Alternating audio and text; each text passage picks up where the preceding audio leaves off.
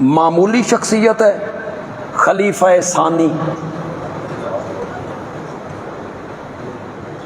حضرت سیدنا فاروق اعظم، زور سے کہو یار، کیسی عبقری شخصیت ہے۔ پروفیسر شستری نے کہا تھا جب حیدرآباد کی یونیورسٹی کے کچھ طلباء نے اس سے مطالبہ کیا کہ ہمارے کالج کی لائبریری میں، یونیورسٹی کی لائبریری میں الفاروق نامی ایک کتاب آئی ہے علامہ شبلی نعمانی کی لکھی ہوئی، تو یہ ہمارے مسلک کے خلاف ہے، ہم حضرت عمر کو نہیں مانتے ہیں، اسے لائبریری سے نکالا جائے۔ اس مخصوص فرقے کے طلباء نے پروفیسر شستری سے یہ مطالبہ کیا، تو اس نے کیا جواب دیا تھا؟ اس نے کہا تھا میں تمہارے مطالبے پر، تم بھی کلمہ پڑھتے ہو، اپنے آپ کو مسلمان کہتے ہو، میں تمہارے مطالبے پر الفاروق نامی کتاب لائبریری سے نکال دیتا ہوں، لیکن مجھے بھی تو سمجھاؤ نا، اگر فاروق کو نکال دیا جائے تو اسلام کے پاس بچتا کیا ہے؟ اسلام کے پاس رہتا کیا ہے؟ کسی کا یہ قول بھی ہے کہ اگر اسلام کو ایک فاروق اور مل جاتا تو پوری دنیا سے کفر کا نام مٹ گیا۔ ایسی عبقری شخصیت، فارس اور روم کو للکارا ہے اس نے، اور خود کرتے پہ پیوند لگے، خود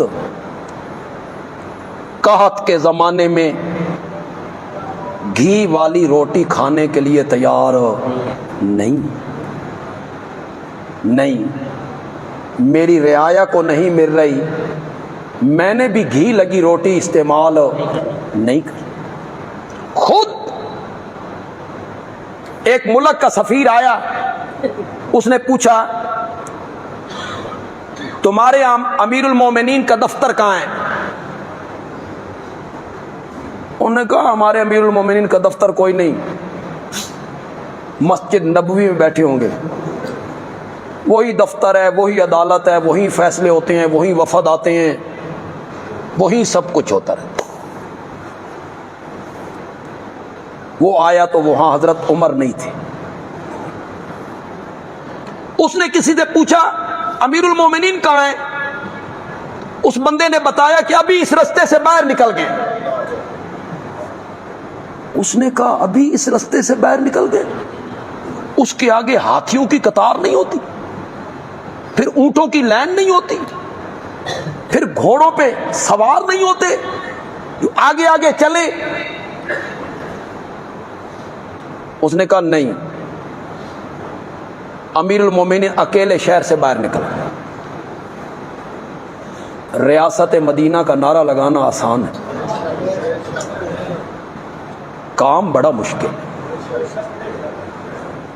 ریاست مدینہ کا سربراہ قحط کے زمانے میں گھی والی روٹی نہیں کھاتے، استعمال نہیں کرتے،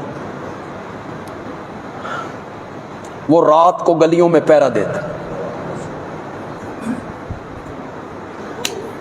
اور پہرا دیتے ہوئے جب ایک عورت سے پوچھتا ہے کہاں جا رہی ہو، تو وہ عورت کہتی ہے یا تو آج عمر فوت ہو گیا ہے یا تو ہے عمر،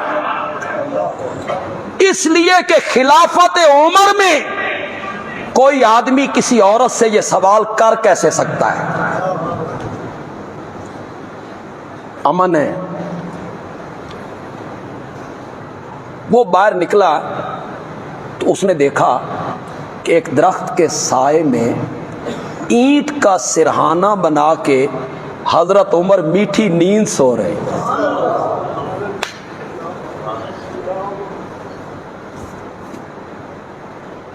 اور ہمارے ہاں سربراہان کا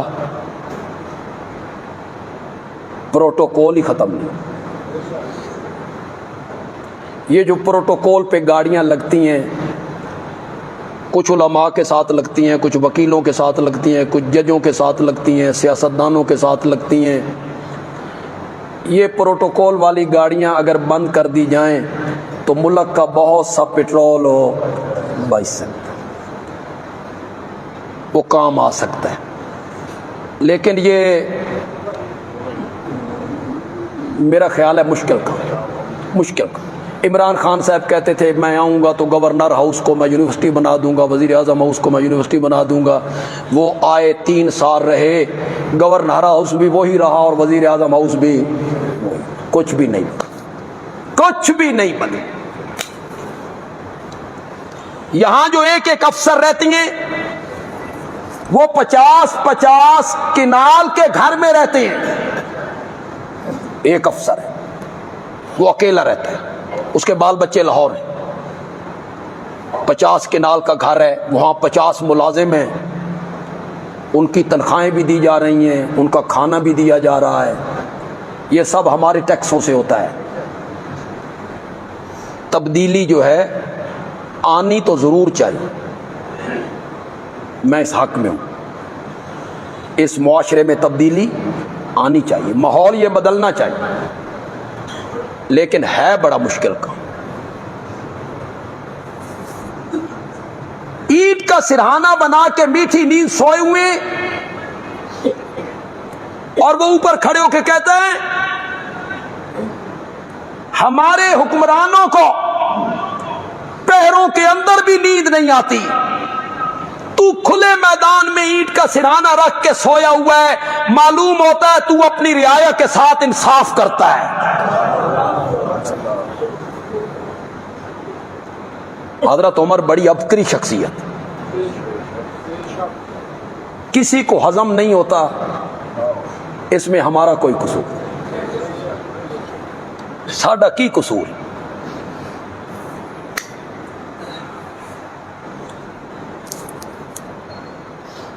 बहुत अबकरी शख्सियत। उमर जिस गली से तू गुजर जाता है, शैतान तुझे देख के भाग जाता है। ये फर्श पे बोलता है,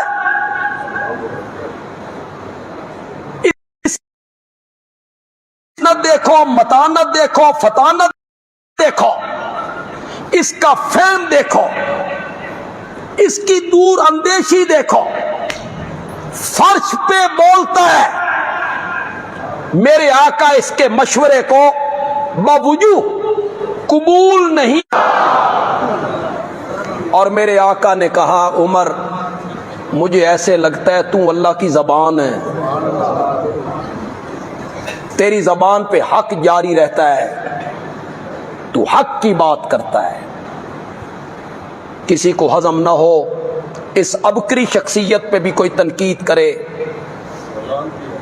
तो उन्हें शर्म करनी चाहिए। कम अज कम ईरान में बैठ के तुम्हें हजरत उमर पे तनकीद नहीं करनी चाहिए कि ये ईरान तुम्हें लेकर भी तो उमर नहीं दिया था, इसका फातेह कौन था, ये किस दौरे खिलाफत में ये फतह हुआ। हजरत उमर रजी अल्लाह ताला अन्हु, उनमें बड़ी खुसूसियात हैं, बड़े औसाफ हैं, बड़े कमालात उनमें मौजूद हैं। लौ काना बादी नबियुन लकाना उमर, मेरे बाद अगर नबूवत का सिलसिला जारी रहता, उमर में ये खुसूसियात थी कि ये नबूवत के मनसब पे क्या होता, फायज। इनका मकान जन्नत में मेरा नबी खुद देख के आया, तो एक मोती का बना हुआ। फरमाया उमर मेरा दिल तो करता था कि मकान में अंदर से भी जाके देखूं, पर तेरी गैरत का ख्याल आ गया। हजरत उमर कहते हैं या रसूलल्लाह मैं तुहाडे ते गैरत करनी सी,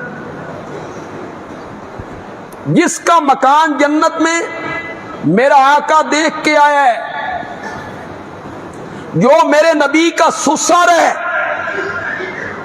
उनकी बेटी हजरत हफ्सा میرے نبی کی زوجہ محترمہ، اتنا مقام، اتنی عظمت، اتنا شرف، اتنی فضیلت، اس کے باوجود حضرت عمر دعا مانگتی ہیں، اللہم انی اسألک شہادتا فی سبیلک، مولا میں تجھ سے شہادت کی موت مانگتا ہوں، تیرے رستے میں میں شہید ہو جاؤں۔